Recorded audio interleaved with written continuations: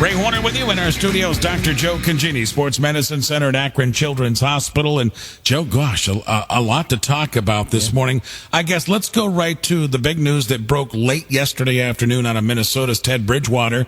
Their fine young quarterback, and basically non-contact, blew everything out in his knee. Exactly what happened. Yeah, this is an injury, Ray, with Teddy Bridgewater that they call the wipeout injury or the terrible triad.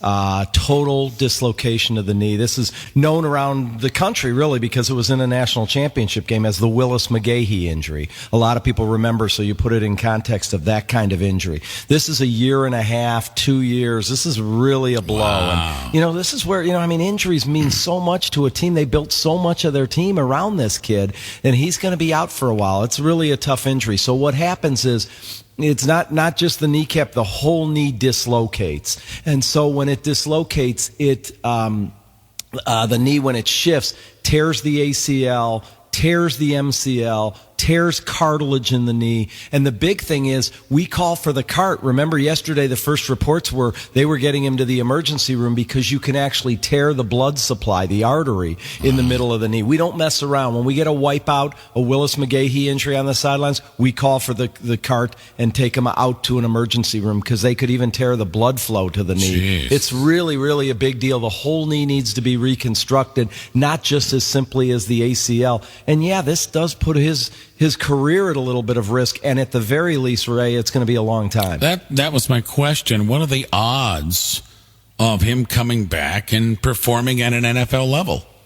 His mobility was a big part of his game, wasn't it, when you watch this nice young quarterback? And so it's going to be a real question mark. It's not like an ACL where you know how routine that is. Oh, my gosh, 80-90% of kids are going to return and do well. We see these in kids, too. That's why I really want to, although this is an NFL player, there's kids that get wipeout injuries, and there's a real chance he may not get back to the level where he was before. Now, this was a non-contact injury. So my question is this the type of thing that just happens with wear and tear? No. How does this happen? No, usually like this? not with wear and tear. It had to be just a very unusual plant to twist, and the knee shifted, and with the shift, complete tear.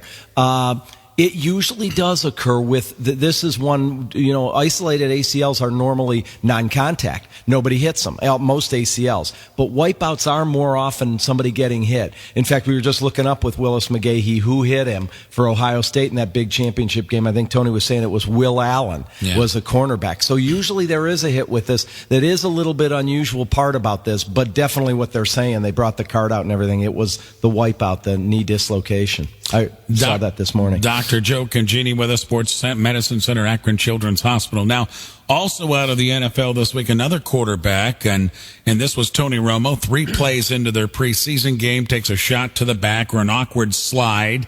Said he could have gone back in, said he didn't feel bad after the game, and then we find out 24 hours later that he's out 6 to 10 weeks. Talk about this. Yeah, again, because these injuries can be very variable, you hear about a fracture in the back, and there's a big difference depending on where it was. So in the first 24 hours, they were saying he may be back for game 1. And then when they looked at the x-rays, a lot of these will show up even on an x-ray. And the MRI, they showed it was not the type of fracture that would be back right away. I have these in high school kids. I had a high school kid last year that had one of these. He played that had one of the more minor ones. He played in a playoff game the following week. So remember, Cam Newton had one. Actually, Romo had one before. Cam Newton had a rollover in his car, remember, and he played a week later. That's a little tiny bone in the back, far back part of the vertebrae called the transverse process. And people can play as soon as pain limited with a transverse process. And I think that's what they were talking about, and hopeful that was what Romo had.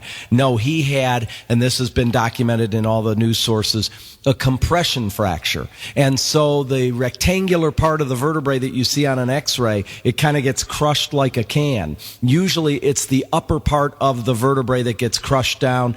I get it a lot in kids who were in like a motor vehicle accident. It occurs when the back is flexed. And if you look at that Romo hit again, just before he got hit, he flexed forward and then took a big hit from behind, forcing him into a lot of flexion. And when they looked, he had a compression fracture. And this one's more like 6 to 8 to maybe 10 weeks. So it's going to be a big part of the season for Tony Romo. You have to wait for it to heal. If you don't, there's the possibility of a fracture which is in the middle of the vertebrae called a burst fracture, which puts the spinal cord, the nerves, and other things at risk. So you can't take a chance on this one like you can that little part of the vertebrae in back where Cam Newton played with it, Romo played with it. I had a high school kid in the playoffs before he came to see me, played next week with a transverse process. That's not what this is. This is a compression of the vertebrae, Ray. He's had some back problems in the past. Did that have a role in this? He did, and I think it might have. You're right about that, and I think it might have. But another factor I wanted to bring up about this, as you watch our game of football evolve, is you don't see tiny quarterbacks much anymore. The game is evolving away from the smaller quarterbacks. I think the days of the Brian Sipes, the Rich Gannons, there was a tiny quarterback from Texas A&M who recently was around these parts. I don't want to mention any names here, from Texas A&M. Those kind of small quarterbacks taking these big hits. Even Romo's a decently pretty big guy. You've seen him get bigger through the years to try to protect himself. But he's 6'2", now 225, 230. He's pretty big now. When he got in the league, he was smaller.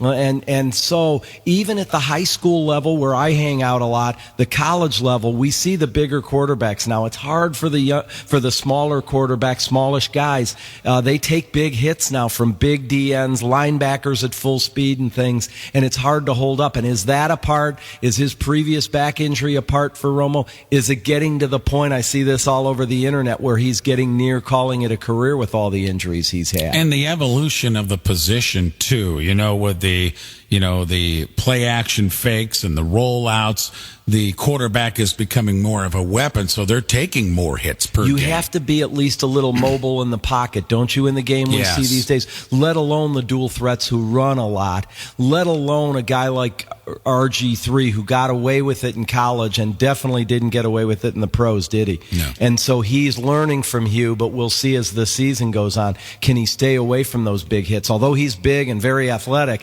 taller, he's slight. And so that's why you worry about those big hits on the slider quarterbacks. That's why when you see a lot of guys, what's the prototype now? Blake Bortles. Does he look like a linebacker? He might be bigger than a linebacker size. Mm-hmm. The game is evolving at all levels. We see this down to the high school level. There's bigger quarterbacks everywhere, Ray. All right, Joe. Thanks for coming in. Great stuff this morning. Yeah, thanks a lot. There you go. Dr. Joe Congeni, Sports Medicine Center at Akron Children's Hospital, joining us live in the studio. He joins us Wednesdays here on the Ray Horner Morning Show.